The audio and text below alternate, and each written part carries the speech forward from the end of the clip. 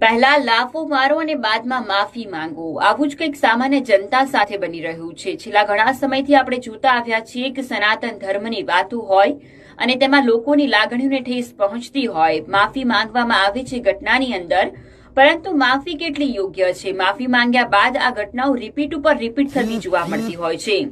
આજે વાત કરવી છે જીતેન્દ્ર અવહાડે કે જેઓ એનસીપીના નેતા છે, તેઓએ આજે જાહેર મંચ શિરડી પરથી એક નિવેદન આપ્યું છે। આ નિવેદનથી તમામ લોકોની આસ્થાને ઠેસ પહોંચી છે।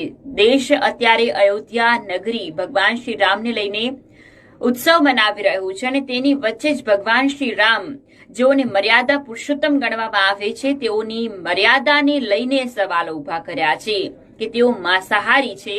આ પ્રકારનું નિવેદન આપવામાં આવ્યું છે અને માફી માંગવામાં આવી છે, પણ આ નિવેદન બાદથી લાગણીઓ દુભાઈ ગઈ, આસ્થાને ઠેસ પહોંચી અને ત્યારબાદ માફી માંગવામાં આવી।